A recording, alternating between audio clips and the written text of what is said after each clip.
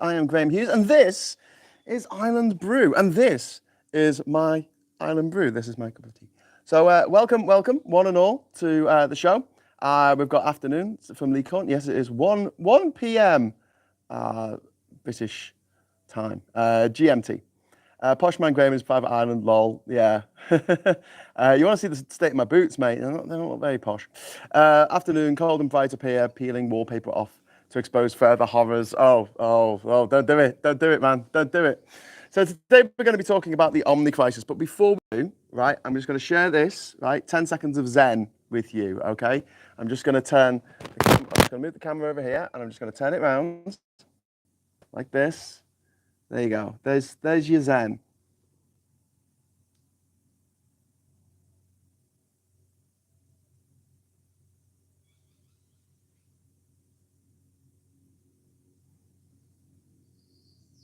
Okay, that's your lot. Back to me now. So hello, and welcome to the show. And if you're new here, welcome. You are allowed to comment. You don't even have to subscribe now. I don't think. Just chill. Just comment. Just say what you like. If we don't like what you say, we might ban you. So don't say anything horrible. Duke Vengeance. It's that posh man Hughes. Don't call me posh. I don't like it when people call me posh because I'm really, really not. If I was, I'd let you know. I've never flown first class. Never taken cocaine. That's how not posh I am. Never had the money for it, or children, or a car. But I won an island in a game show, and I suppose I've got some kind of moral obligation to try and keep it above water. I don't know why. I'm sorry. I'm trying to light Mosquito coil here while I'm talking to you, and it's not lighting. Oh, there you go. I just can't see the flame. The flame is invisible. Maybe you can see it on the screen, but I can't see it here. But there is definitely a flame. Oh, it's not lighting. This is terrible. What a good start to the show. Also, we have a couple of speedboats going past the island. A couple of pangas. Jeez, that one's got a lot of people on. And fish are jumping out the water, which is always nice as well. Will you light, please? Hello from France, says Jan. Hello.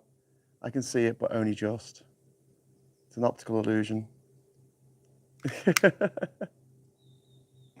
There we go. Come on. I want to get on with the show. Can't be dealing with all this preamble. Silly preamble. It's because this particular core's been left out overnight, so it's just particularly hard to light. Anyway, that just stops some of the little sand flies, the no-see-ums, from biting me to death while I'm talking to you, which is a little bit of a distraction. Just a little bit. What are you doing, Graham? I'm being bitten to death. Oh, that sounds nice. Right.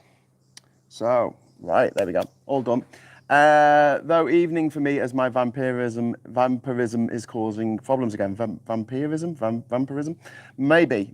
I didn't sleep too well last night. And again, I seem to be going through this sort of ebb and flow. And I suppose other people will be doing this at the moment of just like, just trying to just disconnect and do the digital detox thing. And then there's that sort of overwhelming existential dread that I have about living on this planet for the next 4 years, 8 years, 16 years, 40 years. Trump's legacy is going to be horrific. Millions of Americans will die violent deaths. I can tell you that now.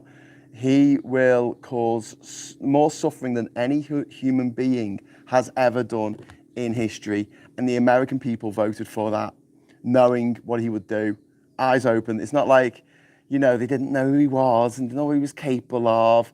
He had his goons storm the Capitol building, and which resulted in the deaths of 9 people. Like, they know exactly who he was.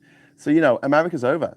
America can never, ever, ever try and take the moral high ground in any conflict ever around the world. Like, how can it? It has basically decided to impose a incredibly stressful routine. A flycatcher just flew across the water there. It was very beautiful. Yellow feathered flycatcher. But yeah, the fact that the American people chose to impose that on the rest of us democratically, millions of people voted for terror. They voted for Hamas. They voted for the Taliban. They voted for ISIS, the American Taliban, the American ISIS. But the fact remains the same, that guy's MO is to terrorize people, whether you're trans or gay or lesbian or bisexual or Hispanic or black or a woman or any kind of minority or majority. He doesn't care. If you're a socialist, if you are progressive, he means to absolutely terrify you. And reading stories and seeing videos of trans people in America who are, understandably really, really panicking for their lives right now. Panicking for their lives. That wouldn't have happened to the other side had Kamala Harris won. Like, if Kamala Harris had won the election, there'd be no one panicking for their life in the Republican side. But on the Democrat side or the left-wing side, if you're not a Democrat, people are genuinely fearing for their lives. And now every single day we're going to wake up and there's going to be a horrible, horrible news story to do with Trump and something horrible that he's done. So today's horrible news story was that one of his appointees is yet another sex offender, which makes, absolute sense. He's a sex offender. He is a rapist. He's an adjudicated rapist, and he's surrounding himself by rapists because I guess rapists get along. They all share their hatred of women and feeling that they are above the law and that no one can touch them because they're, world kings, whatever. So we really need to be calling the Republican Party the Rape Republican Party from now on. Whenever you reference it, be sure to write the word rape in capitals at the beginning of the word, just to pummel them with that actual term of fact that Trump and the people he associates with rape women and possibly children.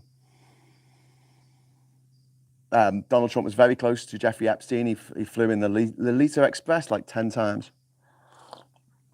Isn't it funny how his little followers are all like, oh, release the Epstein files, release the Epstein files. We need to know what Bill Clinton's been up to. And they go, okay, then here they are. Bill Clinton's a wrong un. And so's Trump. And they're like, oh, no, not like that. No, we don't really care about the Epstein files anymore. In fact, the fact that Donald Trump had one of his best mates murdered in jail, because of the dirt he had on him, I don't think that's really relevant anymore. They did the same thing with the election. In the build-up to the election, in the hours before the polling, the votes started to come in, you saw loads of chatter from the right-wing usual gobshite press going, the gobshite corners, going, there's some irregularities going on.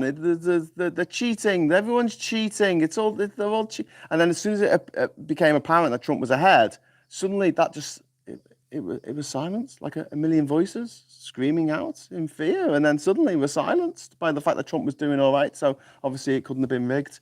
So when Trump was in charge of the presidency, the election was rigged. But when the Democrats were in charge of the election of the presidency, the election wasn't rigged. Okay, Billy Joe. Okay, Kevin John. Okay, Mirabelle. Okay, all right, no worries.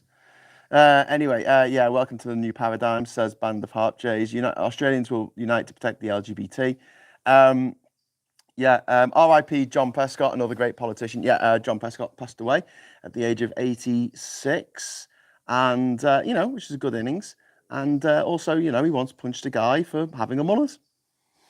And that's what I hope that he'll be remembered for more than anything, more than any of the policies that he put forward, and the work he did as Deputy Prime Minister under Tony Blair.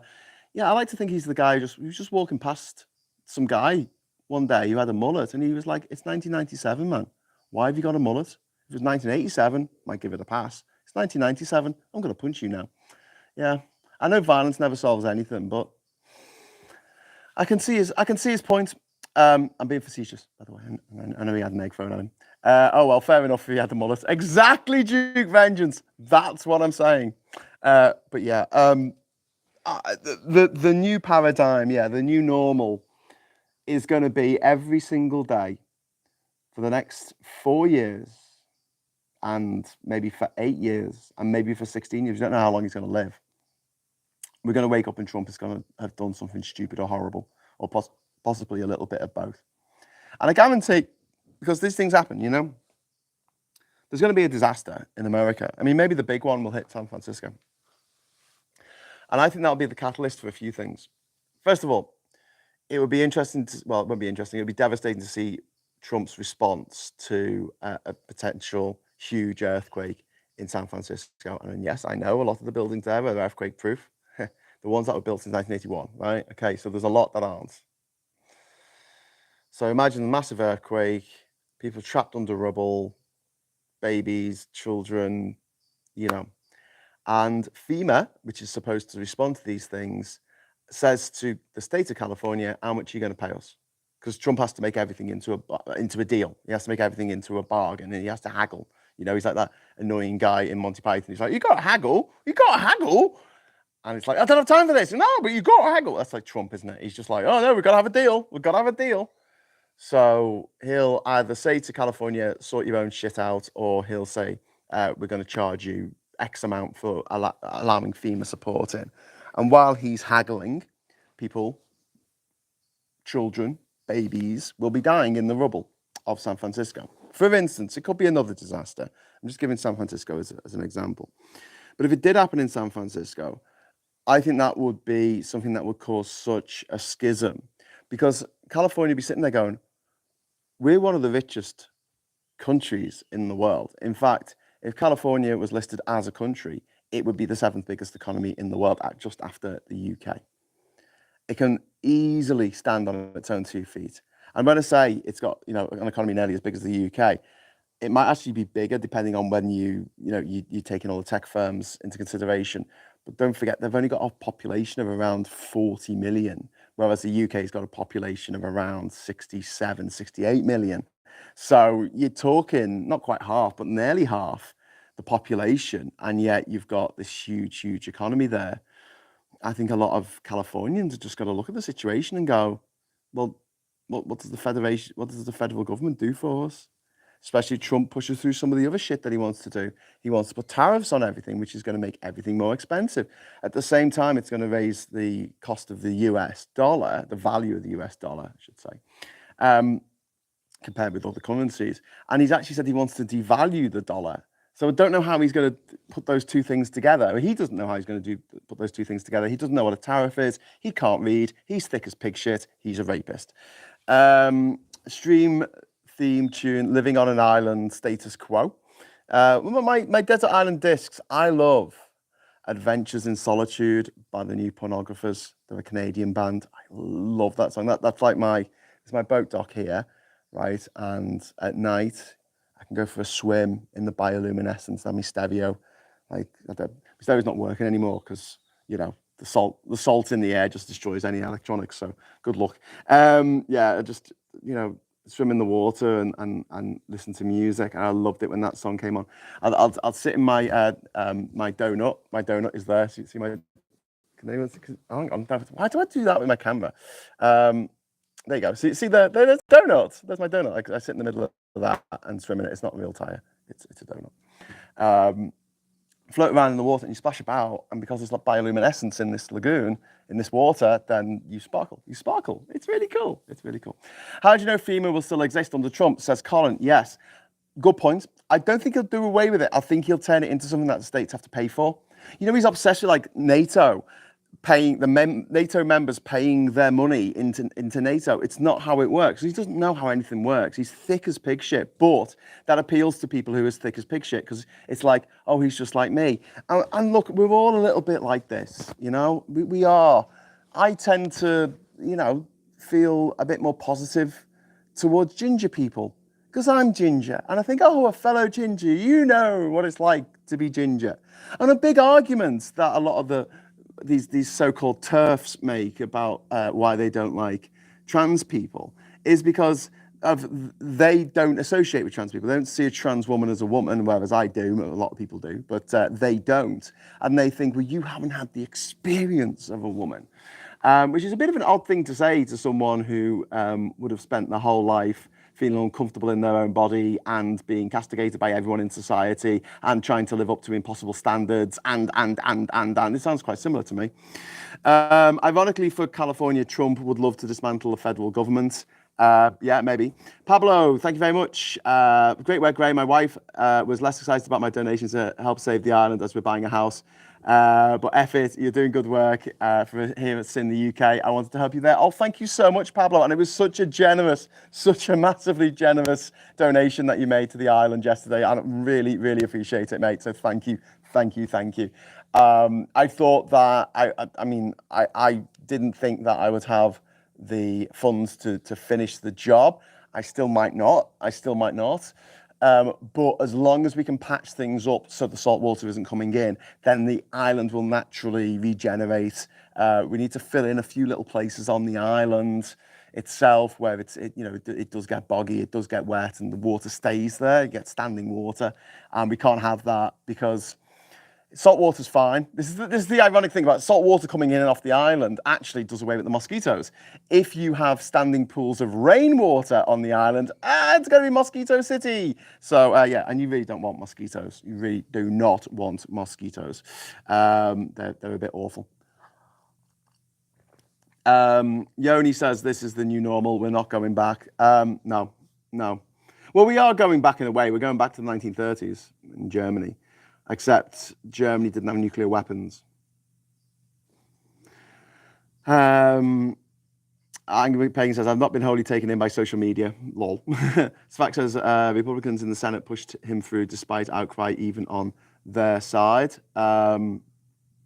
Yes. I don't know what that's in response to. But yeah, FEMA, I think, will exist just because Trump will want to use it to make money. He'll want it to make money because the only reason he wants to be president is to upset people because he's a sadist. He's one of those kids who like pulled the legs off insects. You know, he would torture animals. Like he's the kind of person who would take pleasure from beating a dog to death. He's that kind of person. Like, would you leave your dog with him?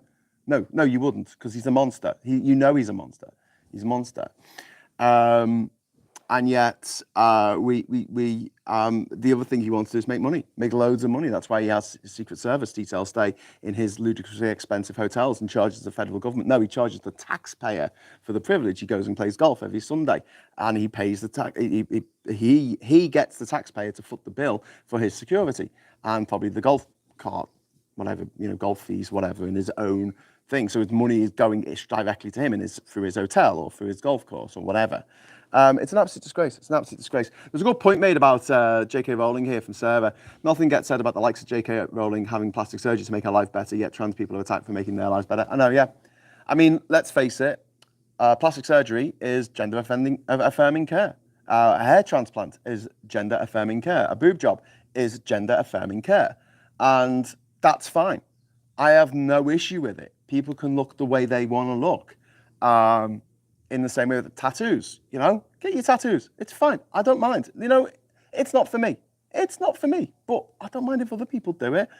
All things being equal, I wouldn't mind if people were off the tits on drugs all the time, which they are. But I mean, I wouldn't mind if they were legal. It's not for me, again. But if you want to do it and you're an adult and you're sane, fine. Why is it illegal? Why are we making money for drugs cartels and gangs here in Central America and South America? Why are we doing that? Why are we making money for county lines gangs in the UK? Like, take their money off them. Literally make it legal, have it sold through specialist clinics, and then they don't make any money out of it because it's actually quite cheap to process cocaine and heroin. You know what I mean? Like, it'll be like looking at sort of any medication and going, oh, well, how much is this going to cost? Well, it costs you £10 for a bloody prescription. It's going to be cheaper than buying a wrap of speed or whatever in a club. If you can get the stuff, there's less of an issue with it, and you take the money away from the criminals. So I don't get it. So yeah, plastic surgery, tattoos, drugs, whatever. I just think that the one thing in life that should be sacrosanct, and it pisses me off that the right wing, who are always banging on about their freedom and their rights to be horrible, their rights to turn up at your pub and tell you what a dickhead you are, their rights to come to a university and tell young impressionable people that racism is cool. They're always going on about their rights, right? What about our rights to our own bodies? What about our right to abortion? What about our right to euthanasia? What about our right to get a stupid tattoo? Or a cool tattoo? What want to do? What about those rights? They're never mentioned. They're never mentioned. Like, it's just, it's always about being able to say stuff. That's horrible. And I'm not allowed to say stuff, so I've been silenced. Well, do you know who's been silenced? Do you know who's really been silenced? Ricky Gervais. Do you know who's really been silenced? You know, I'll tell you of J.K. Rowling. Do you know who's really been silenced? The woman who bled out in a parking lot in Texas because she needed an abortion or she would die. And they wouldn't perform an abortion on her because the baby was an ectopic pregnancy and would never be viable. But the law is you cannot interfere until you know the woman is about to die. And how do you know that? How do you know that? Does anyone who's worked in a hospice will tell you some people last 3 days, some people last 3 weeks, some people last 3 years. You do not know when people are going to die. It is very, very difficult to gauge. And yeah, that woman died. Now she's been silenced. She's been genuinely silenced by the right because she's dead and she can't talk anymore. That's being silenced, Ricky Gervais. I can't say mean things about trans people. I've been silenced. Fucking dickhead. Isn't it a criminal offence to discriminate a group of people by calling them perverted for being trans? Yes, in this country. It's also safer if it's legal and regulated. Yeah. But I mean, I'm less concerned. This is going to sound awful, but I'm slightly less concerned about that side of it. I obviously I want things to be safe for people to take, but I mean, the way I look at it is like the drug user, the person buying it at the end of the line, they have my least amount of sympathy. You know who has my sympathy? The farmer in Colombia, and this happens, all right, who is there farming his crops, and a representative from the cartel turns up with his goons and says, we want to use your farmland to grow our coca leaves, to grow our coca plants to make cocaine. And the farmer says, no, I don't want you to do that because it's illegal. And if the federales get wind of it, I'll be in lots of trouble. And they say, okay then. And they rape and murder his wife and children in front of him. Are you ready to plant those crops now, mate? Are you ready? That's the sort of thing that happens next door in Colombia, down the road in Bolivia. That happens. And then you've got the drugs mules, the people who have to try and bring it into other countries like America, where there's this insatiable demand for cocaine. And how do they bring it in? Well, they'll get about some ridiculous, like 100 condoms filled with cocaine, and they'll swallow them, each one, right? Or maybe heroin. And then they'll go through passport, they'll go through security into America, and then they'll be holed up in a little hotel room and made to shit out those condoms, right? Now, what happens if your stomach acids decide that one of those condoms is a bit too, weak for you, and causes a rupture in one of the condoms, and basically a condom full of cocaine explodes inside you? You die. That's what happens. You die. And content warning, if you're having your lunch or whatever, I'm going to say something really horrible here, but this happens. And I want anyone who's watching this, who's ever taken cocaine, to just understand the kind of stuff that happens on the way to that cocaine going up your nose.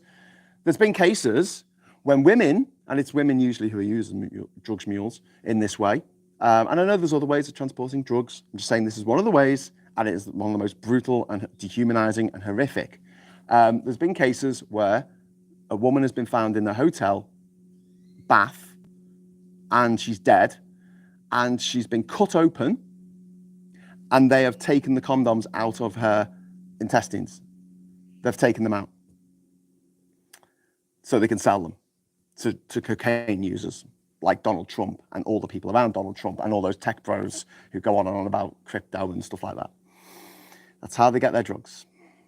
It's absolutely horrific, and I really try not to be, too morally absolute about stuff in life, because I know there's always nuance. But the people, I think, apart from the people who voted for Trump, who can get to fuck the most that I've ever met are people who routinely do cocaine and yet think that it should remain illegal at the same time. I mean, if you don't do it and you think it should remain illegal, fair enough, right? But if you do it and you think it should remain illegal, I'm sorry, mate. I'm sorry, but You need to have a good long look at yourself in the mirror, mate. You really do, considering the horrific shit that goes down. Doesn't say much for humans, does it? Says Plumduff. Yeah. Mental's always more fun than boring. Mental? Yeah. I've kind of just gone off on one, haven't I, about drugs? It's a subject that's particularly close to my heart. There's been some things in my life, on the periphery of my life, where drugs have resulted in some pretty horrific things going down, like particularly horrific. I don't want to talk about on here, but yeah, I'm no friend of them. But God, I wish they were legal, just to stop the criminality, And one of the things that happened in Portugal when they changed it so drug users weren't seen as criminals anymore, they were seen as addicts and needed help. The number of people ODing went through the floor. Like they just had a much more sensible, adult, grown-up way of approaching the drug situation in Portugal. And then you've got Switzerland, where you can get heroin from a clinic. And if you do, you look like a sketchy weirdo queuing up on Monday morning like this, waiting for your score. But you get clean needles. There's no hepatitis going around, no AIDS, no HIV. There's no overdoses, and kids are not taking it up because there's no heroin chic in Switzerland. There's nothing cool about it. It's like medicine for old people. It's like, why would that be cool? I don't understand. So yeah, there's ways of dealing with it. Hypocrisy, as it were, at its worst. Yes. It's those. I had someone once say to me, I don't care where it comes from as long as I get it. And I'll never forget that they said that to me, because I just I can't be dealing with you as a human being. I really can't. I don't care where it comes from as long as I get it. I.e., I don't care how long the trail of blood from the cocaine fields and the mountains of Bolivia are through central, through Western Africa, through the narco states such as Guinea, up through Europe, involvement with Russian gangsters, fueling the oligarchy and the war in Ukraine. I mean, yeah, it's what funded the Taliban? Heroin. When we invaded Afghanistan, we decided to stop them growing those poppies. It's the only thing that grows in Afghanistan. I always had this argument with people when they go, "Oh, there was oil in Afghanistan. There was oil, and there was an oil pipeline." There's no oil pipeline. There's no oil in Afghanistan. It might have some minerals, but it's got no fucking oil, mate. It's got geologically speaking, it has no oil. All right, it just hasn't. So what do they want it for? Well, I mean, they used to grow raisins and opium. That's what they used to grow, and they used to make a really good profit out of it at the time, for what it was, a developing nation in the 60s and 70s. But when we went back in 2002, the Americans, because they're all puritanical lunatics, they said, "Oh no, you're not allowed to sell your opium. You're not allowed to sell your poppies legally," which is mad because we still need opiates. We still use different forms. In fact, heroin is still on the medical register in the UK. You can be prescribed legally. You can be prescribed heroin. Good luck getting hold of it, but you can be prescribed it. There's a company in Scotland, I think, called McFarlane's that have the sole import license for heroin. Coca-Cola, fun fact, has an import license. I think the sole import license for non-medical use for coca leaves, which you can make cocaine out of.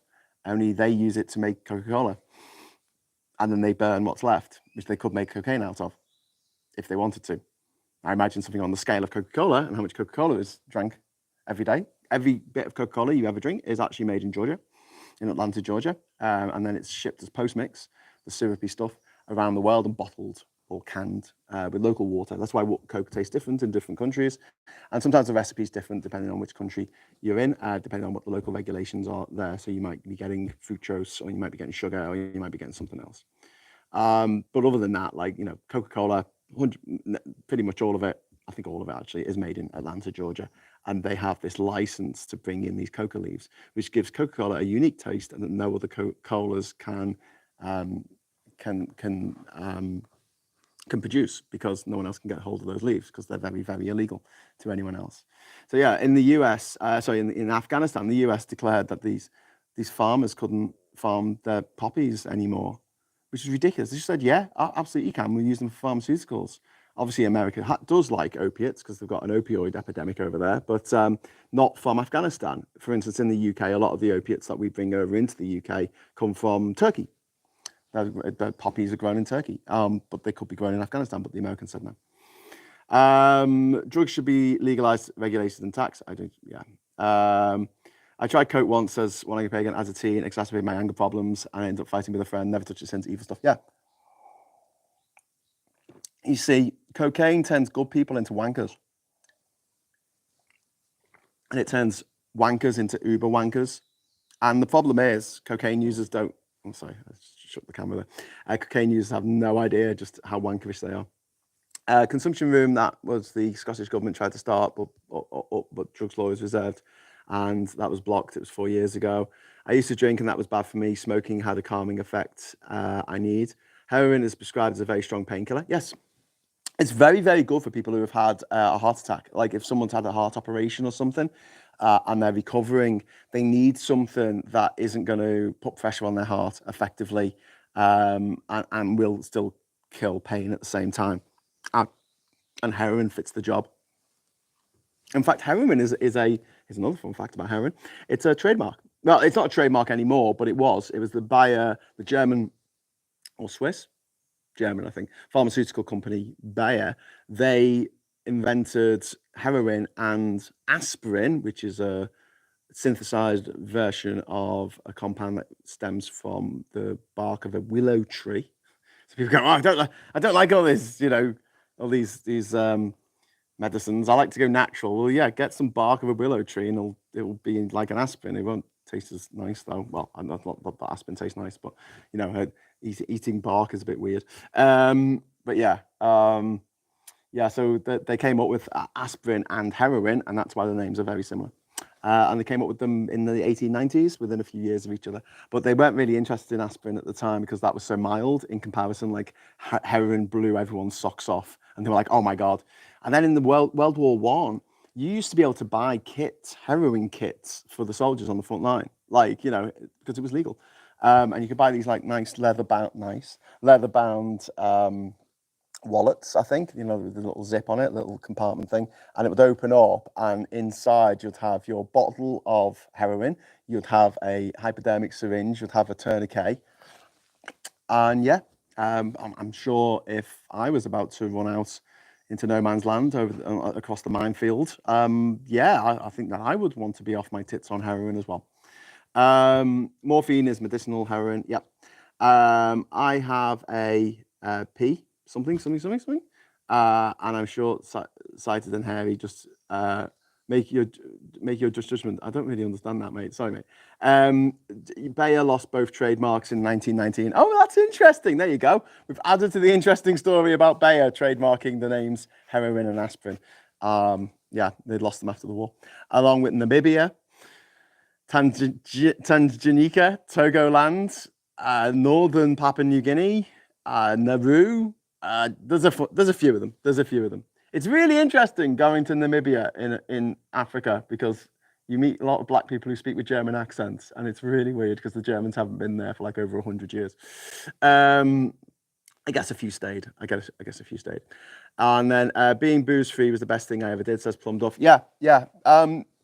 Booze is poison. Like alcohol is poison. You're poisoning your body. That's why your body reacts in the way that it does. And it can be, for some people, it can be a social lubricant and allow them to sort of just feel like a more authentic version of themselves. But for other people, it's a bloody nightmare. First of all, there's an addiction factor, but the other thing is it gives people that sort of confidence that they're really good at something, but because they're drunk, they're not actually good at it. And I always remember when this was years and years ago. This was before podcasts exist. I think it was just like a movie show, and they were comparing the acting in When a Man Loves a Woman with Ryan with the acting in Leaving Las Vegas with Nicolas Cage, and they were saying how much better the drunk acting is in the Nick Cage film, because in that he behaves like what a drunk person, especially an alcoholic, does actually behave like. Whereas Meg Ryan in When Man Loves a Woman, she has a drink and she starts flailing her arms around and, oh God, I'm so drunk. Look how drunk I am. Really drunk people don't act like that. Really drunk people are trying to really do something like very easy to do. But for them, they concentrate on it really hard because it's really hard to do stuff when you're drunk. That's why drink driving is illegal. It might be a simple task to do when you're sober, but when you're drunk, yeah, it's difficult. And I always remember that talking about the way Nicolas Cage acts in that movie. And Nicolas Cage, when he wants to be, is a great actor. It's not my fault he's in a load of shit films and he just behaves like a lunatic. Leaving Las Vegas was a fantastic film, very depressing, but fantastic film. But it's the fact that drunk people don't flail their arms wildly and make a big scene every day. They tend to they try to do things but can't quite do them properly because they're drunk. It's as simple as that. But I thought that was really interesting. They said this is a lot more subtle. It's a lot more subtle. If you're going to act like an alcoholic, you've got to be subtle about it. Because a lot of people, and I know friends who have suffered from alcoholism and not returned, and they pretend to be normal. They do everything in their power to come across as a normal person who's perfectly sober and knows exactly what they're doing, and then secretly they're sculling bottles of rum, or wine. Good morning. Sorry I'm late. How's the island and paradise today? 10 days of joy left. Yes, we'll just, since Donkey asked, I'm just going to go over and we can just look at the lagoon again. This is my view. This is my view.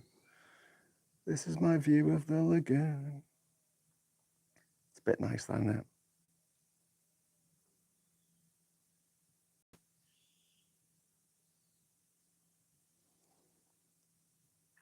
Now, sorry. Now out there, if I put my finger in the camera, just on that side there and on that side, there's two reefs, and they are two of the best preserved reefs on the archipelago. One of the problems that we've had with sort of the advent of mass tourism here is people want to see the reefs, and they turn up wearing fucking big flappy things on their feet, and they stand all over the coral, and it kills it. I mean, it just kills it dead. There's a place right over from me called the Blue Coconut, and it's on Salate Island, which I can see from here. And they had a wonderful reef when I first got here, but then people were just jumping in the water and standing all over it, and now it's just, you look and it's just white, broken bits of coral. It's so depressing. So what I want to do out here, and I've discussed it with Ishmael, in fact he brought it up the other day, is we want to go out and mark out the reef and put in sticks and then put in a rope around it and like rope it off. Two reasons: stop people swimming there and stop people from taking their boats too close to the island and potentially hitting the reef at low tide, which is something that we really, really need to do. Because this place isn't about, having somewhere to, extra to live, because I can't live here. My dad's ill, my family are in the UK, cat's in the UK, my stepdaughter's in the UK. I've got to stay there. It's more about protecting what we've got here on this island and making sure that it doesn't get ruined by climate change or by people turning up and doing stupid things. My fear is having to sell the place to like an American, and then maybe in a few years' time I come back to Boca del Toro and I think, oh, I'll have a look at the old island again, and they've just built some concrete monstrosity on the middle of the island, and they've taken all the mangroves away, and they put a titty bar on the water or something. Oh God, I would just cry. I would just, that would be the worst. Got any good Panama music suggestions, Graham? No, Panama music is shite. It's really bad. It's all like accordions and women screaming. Honestly, you think I'm joking? It's not. It's fucking awful. It's really, really bad. I sometimes think, and I know it's a little bit arrogant, but I sometimes think if it wasn't for the UK, the US, and Jamaica, the state of music around the world would be so so poor. I mean, obviously you'll still have some great bands. I mean, you still have ABBA, you still have Arcade Fire, although its lead singer is problematic. You'd still have and Daft Punk coming out of France. I mean, you would have world music, of course you would. But when it comes to pop, what everyone listens to, yeah, I mean, Canada? Canada? What are you doing to us, Canada? They gave us Celine Dion and Fine Adams and Alanis Morissette telling us things were ironic when they weren't. And then when you just thought it couldn't get any worse, they gave us Nickelback. Yeah, I'm Justin Bieber. Sorry, Canada. I gave you a let because I do like Stars and New Pornographers and Arcade Fire, although the lead singer is problematic. Yeah, Donkey saying Rush. It's why the roads are so dangerous in Canada. Because there's only one of them, and all the musicians are in the middle of it. Oh no, I've lost all my Canadian viewers. Panama Lamentations. No, they were launching ballistic missiles for a while now, but today it was an intercontinental ballistic missile specifically. This is Svax is talking about what's happening in Ukraine. So Biden has given the Ukrainians the permission to use US weapons to fire into long range into Russia, which he should have given them 4 years ago. Actually, no, that would have been interesting. He should have given them back in February 2022. But yeah, it may be too little, too late, as things stand, because I'm really, and this fact will back me up here, people in Ukraine are really, really concerned about this Trump presidency, because Trump isn't going to give a shit about Putin and his monstrous regime. He will, he won't stand up against Putin. He will hump his leg and beg for a doggy treat, because that's what Trump is. He's a dog. He's a stupid, idiotic, flatulent dog. That, one of those dogs that kind of wipes its arse across the carpet and leaves a big shit streak, when it sort of pulls its arse on, because that's Trump. That is Trump. Not even a lovable dog. Engineering is understanding everything fairly impossible, but the laws of thermodynamics are immutable. You can try to fight nature, but it will win. Better to work with it. Yeah, absolutely. Absolutely. Yeah, but the more we destroy pristine wildernesses like this, the more, the fewer places there are to escape, but also the more endangered we put our entire race, the human race, our species, I should say.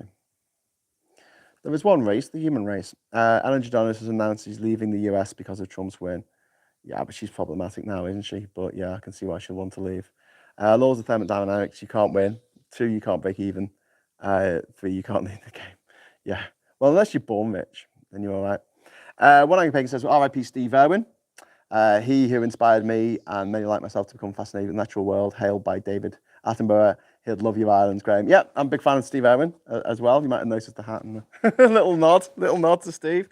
At the time he died, I had an Australian girlfriend, and it was. I woke her up and I remember telling her the news. She burst into tears. Like, this is someone that we don't know and we never met, and he did come across as a bit of a dick. But then who doesn't? But his enthusiasm was just so infectious. It's just his enthusiasm for the natural world and teaching people how cool everything was. You need that. You need that. And yeah, such a shame he died. He died doing what he loved, hassling animals. McMansions, as far as the eye can see. Oh, don't say that. Why don't you do a live stream of the island? Just get the camera up and set it going. Say it's ASMR, lol. I could do faves.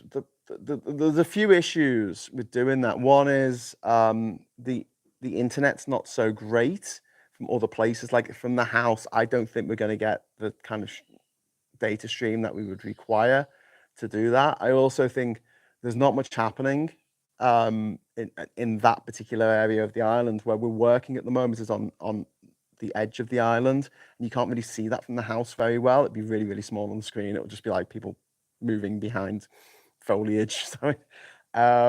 But having said that, we are getting a lot of soil deliveries today. We should be getting 8 soil deliveries today. And if that happens, then yeah, I suppose having having a camera set up for a live stream, it's something that I could do. I don't know if anyone would want to watch it. It'd be quite boring, but yeah, maybe. Oh God, Nelly Furtado, you've reminded me. Um, I met David Attenborough once. He was lovely and talked about nature to me, just like he does on TV. Says W. James. I love David Attenborough. He's an absolute bloody national gem, and I love that once he was being interviewed. Just give me 1 second to take a sip of drink. Once he was being interviewed and being asked about his faith, and he said, "Well, I don't really believe in God and stuff." And he said, "But you look at all this beauty of the natural world, you know, and it's absolutely gorgeous. You know, just turn this around just to remind everyone how gorgeous it is, how gorgeous it can be. You know, you've got the natural world here, and it's beautiful. It's absolutely beautiful. How can you not look at that and think that must have been created by someone who loves us, who wants us to be happy? You know?" And he said, "Well, if you got to take the rough with the smooth, you know, I've studied nature enough to know that for every beautiful butterfly, there's a parasitic wasp that lays its eggs in the bodies of the young, or a worm that crawls into the eyes of children in rivers in Africa who, you know, will go blind. Why would God make that?" And I always think about that, like mosquitoes. Why would a loving God make mosquitoes? It makes no sense at all, because mosquitoes transmit Zika, malaria, Japanese encephalitis, yellow fever, dengue fever, and about 45 other vectors that come from leishmaniasis. Oh, sorry, no, that's sandflies. Elephantitis. You know those horrific pictures that you see where someone's legs or bollocks are like swelled up like massively, there's massive water retention? That's caused by mosquitoes. And the fact that God was sitting there in the drawing room one day, and you know, one of the angels popped his head in and went, "What? All right, God, we're off the pub. What are you doing?" He said, "I'm designing a flying hypodermic needle." Sorry, what? What was that, God? A flying hypodermic needle. Why? It doesn't compute. Does not compute with an all-loving God. This is why I always preferred the Egyptian gods or the Roman gods, Greek gods, where they weren't perfect and they didn't love us. In fact, they hated us and wanted us to suffer. It kind of made more sense to me. But then other animals could be saying that about humans. Absolutely. I'd watch in the background while working or gaming. We lost John this morning, another champion for the working man. RIP, says Paul. Yeah, we lost John. Yeah, it's a bit sad, and I think that many of us, although we will always remember the time that he punched a guy with a mullet for throwing an egg at him. John Prescott, he was a great statesman. He was a great politician. He was a good representative of working people in this country, something that you rarely see on the other side. Oh my God, David, thank you very much for the 398 Hong Kong dollars. Wow, thank you very much. That is so kind of you. Thank you, David. Where we meet in life, I don't think you'd like me. I think differently. You are, in fact, the essence of purity, Graham. I only wished I possessed a fraction of your probity and right-mindedness. As your supporter, I do hope you raise a mountain on your island. Oh, that's so kind of you, David. Yeah, I honestly, mate, I'm not purity or probity or right-mindedness. I'm seriously not. I'm just. There's a line that I always love from the movie As Good as It Gets, right? Where Holly, what's her name? Helen Hunt is sitting for dinner with this absolute cranky, homophobic, misogynistic grump, which is played by Jack Nicholson. And she says, say something nice about, go on, you old misanthrope. Say something nice. Go on. I bet you can't say something nice. And he said that he suffers from OCD, and there's a medication he takes that he absolutely hates, so he doesn't take it. And he said since he's met this woman, he started taking the medication because she makes him want to be a better person. And actually, that to me is absolutely bang on the nail, hitting the nail on the head. I love quoting from movies, but that idea of like, we're all in the gutter, but some of us are looking up at the stars is very true. And I don't pretend to be perfect. I'm really not. I've done things in my past that I'm really, really not proud of, and that, make me cringe when I think of it, dating back to like days in school where I just said something ridiculous or horrible and thought that I was being funny, but actually, years later I realized that was a really, really hurtful thing to say. And yeah, I think we're all sort of scrabbling around in the dark, but at least a few of us are trying to make life better for other people. And I think you are as well, David. I don't think we're very different on that point. I just, I just wish it was a bit easier. I just wish that being on this side of the fence was easier, but it's not. The other side's way easier. And this isn't a grass is always greener thing. It's like if you have the ability to host a podcast or a TV show or something like that, and you are right wing in this day and age, you will clean up. Whereas if you're left wing, look at Gary Lineker. Look at Gary Lineker. I mean, he just gets shit all the time for having, political opinions. Meanwhile, Lord Sugar, who's a conservative peer, is allowed to present a show called The Apprentice and put out his, crypto-fascist, neo-liberal, extreme capitalist views, while also voting with the Conservatives in the House of Lords for all the horrible things that they want to do. Graham was a young Tory at school. I wasn't in secondary school, but yeah, in junior school, because my dad was a Tory. My mum's Labour, but my dad was Tory. And like when you grow up, you sort of you don't know any better. You just think, oh yeah, my dad's right. And it wasn't until I was 11. I was quite lucky because I had some good mates from school, good working class mates from school, and also older brothers. I was the youngest, who could say to me, Graham, your dad's not always right about everything. And yeah, it turns out that he wasn't. So yeah, but I think I've changed a little bit in some ways since school. I mean, one of the other things, like you're a product of your environment, very much so. And here's me when I was growing up as like a middle class white kid, Liverpool, went to a good school.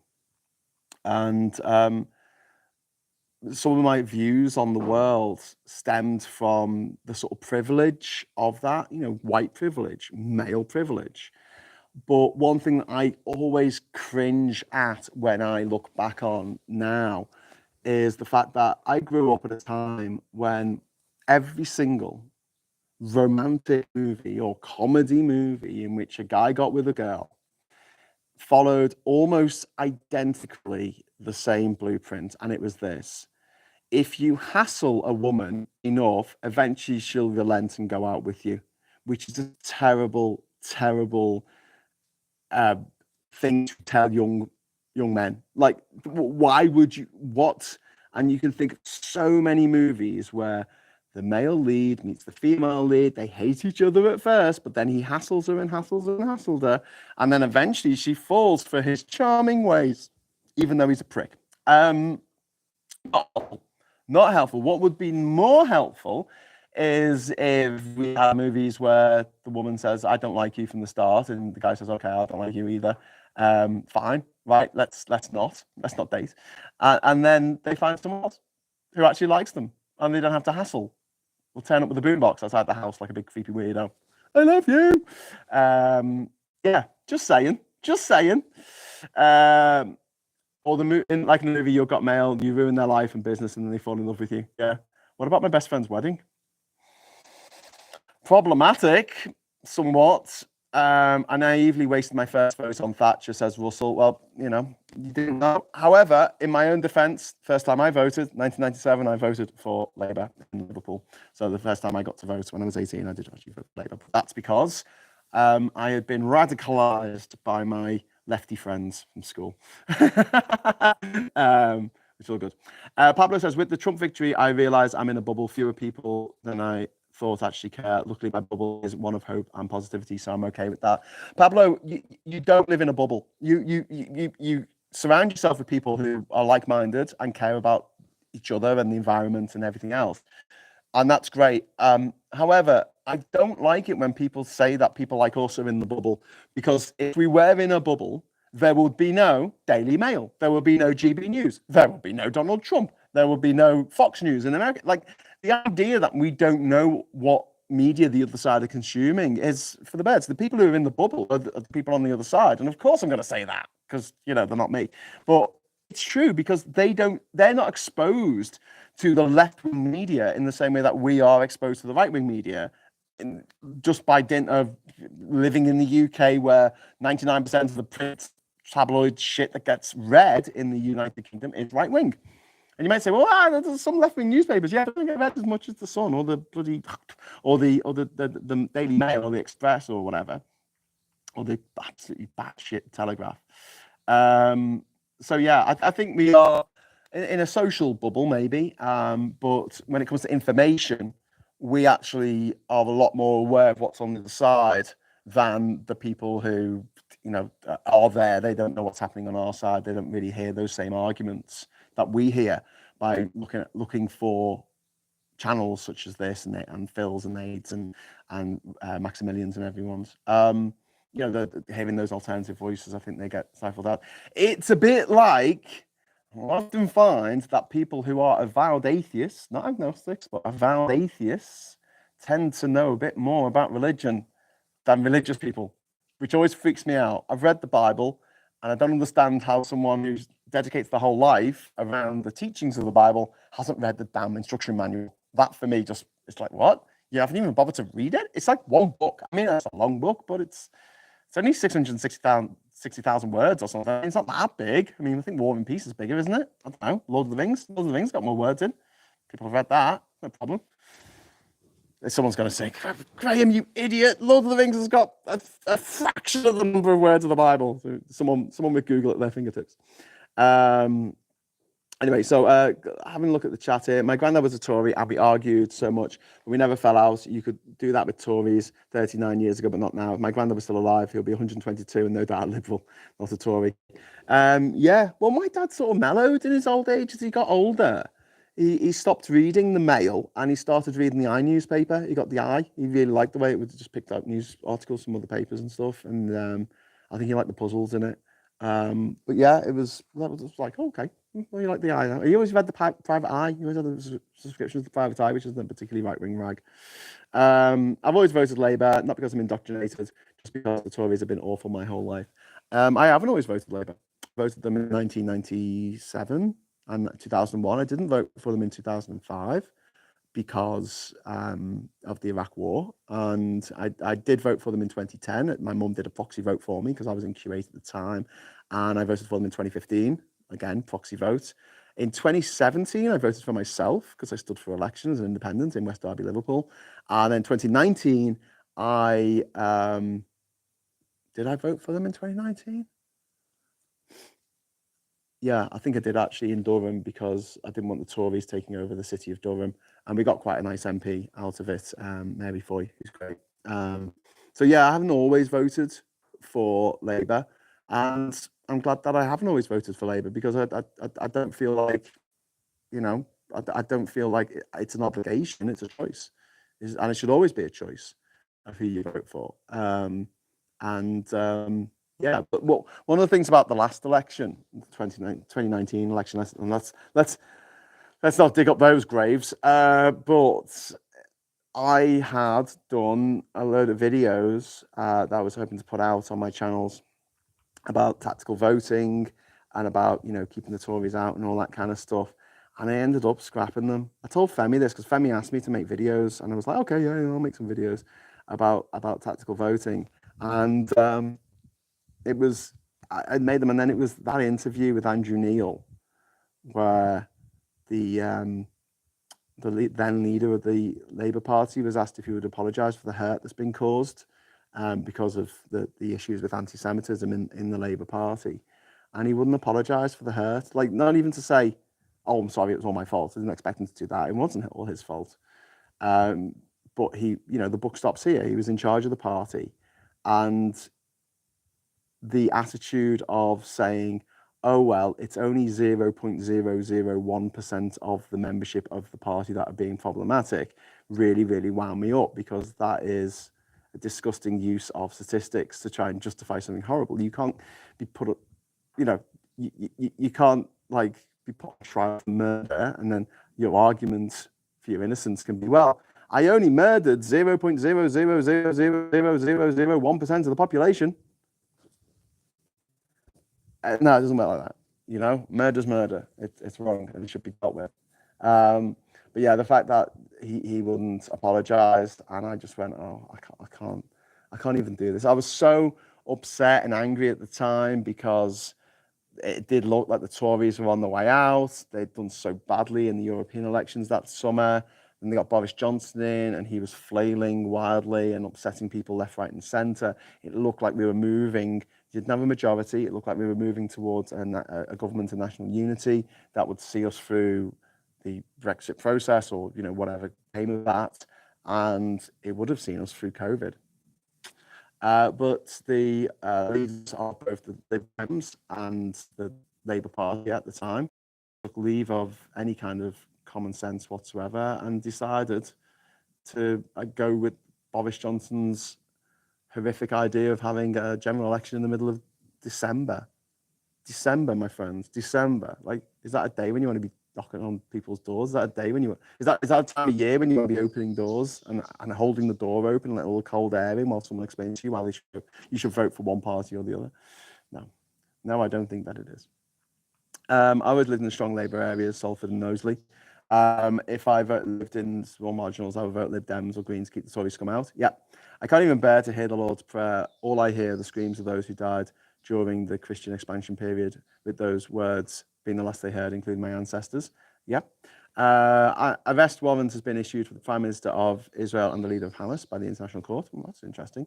The process in full, lie and then lie and then lie a bit more, indeed. Brilliant idea from the Tories to win, says Donkey. Yeah.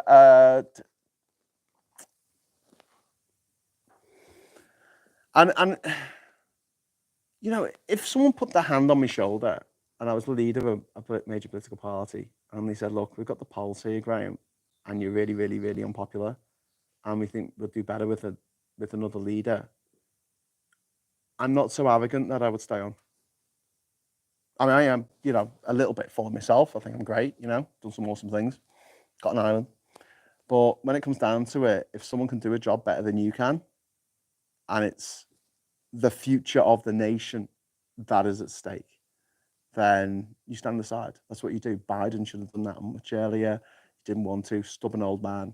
And the previous leader of the Labour Party, he wouldn't stand aside. He would not stand aside, even though he lost an election against Theresa May, for Christ's sake. And then after that, he went, no, actually, if you think about it, we won. I'm like, no, if you think about it, you still lost. Just because the Tories lost their majority. It doesn't mean that Labour gained a majority. There's no need for the Lord's Prayer or the national dirge. You mean the national anthem? National anthem's a bit depressing, isn't it? It does sound like a funeral dirge.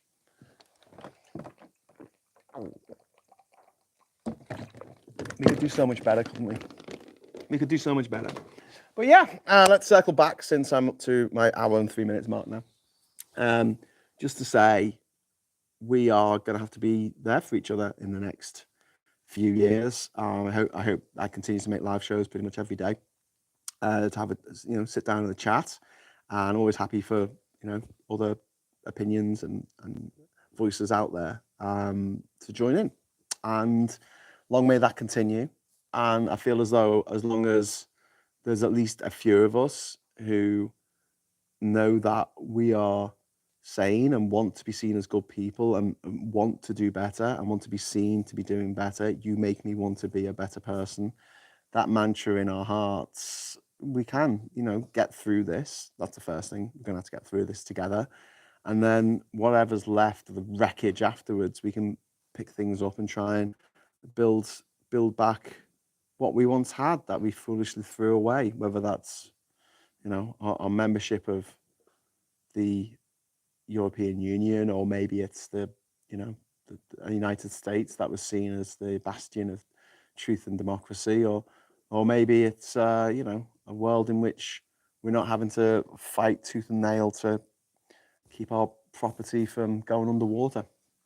Yeah, we'll have to pick up slack for the Americans now, though. Yeah, I'm really sad. I'm really sad about the end of America, and people think that I'm being hyperbolic by saying that. But I don't think I am. I think this is whatever happens, it's going to be a sea change in not just the lives of all the Americans, but in the attitude towards America of the rest of the world. And I think that's sad. I think there's going to become a huge rise of resentment against America doing things that make our lives more difficult. It's like, how dare you? Why are you making our lives more difficult? Why are you acting like Putin? You're going into Ukraine, making people's lives more difficult, making people's lives more brutish, nasty, and short. What the hell has it got to do with you? And it proper winds me up when Americans go, hey, well, it's our president. What's it got to do with you? And I'm like, because it affects us in the way that whoever gets elected as the Prime Minister of Tonga doesn't affect us. But the president of the American, the richest country in the world, and the country with the most powerful military in the world, yeah, that affects us. That affects us, especially as the US dollar is the reserve currency for the world. Yeah. And we're going to have basically Liz Truss-onomics now in America for the next X many years. And they can't even get rid of him after a few weeks like we did with Liz Truss because they don't have that system. Jan says, I've just had to start up my car in the hope that it will warm up enough to melt the feckin' snow covering it. Oh my God, it's so snowy. I'm a bit sad that I'm missing the snow, to be honest with you. Graham, sadly, I agree with you. I also think it's the beginning of American game over. Yeah. That's just facts. I say, let's get Christmas out the way until we are next year. Until then, just keep smiling. Well, I'm going to keep smiling anyway, because no matter what happens, we've got people that we know, people that we love, people that we respect, people that we like spending time with. And as long as they're still there, as long as, we've got each other, we'll get through it. We'll get through it. It'll be shit. I'm not going to lie. I'm not going to sugarcoat it. It's going to be shit. But I think the one thing that the other side want more than anything is for us to shut up and go away. And just by not doing that, it destroys them. It destroys them. And that great old saying, the best revenge is a life well lived.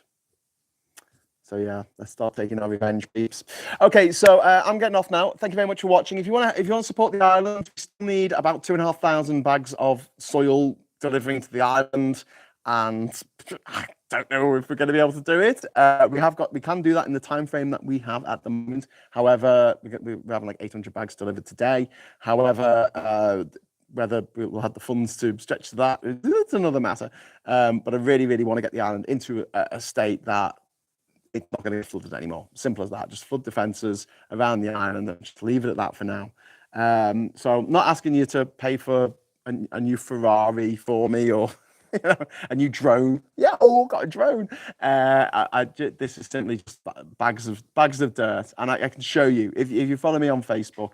I'm doing daily videos and putting them on Facebook, and you're seeing the transformation of the island from what it was. So the money is there. The money is there. There's money in dirt, and you can see it. So if you go into the link in the description and drop a few quid into the fund, I'll be eternally grateful.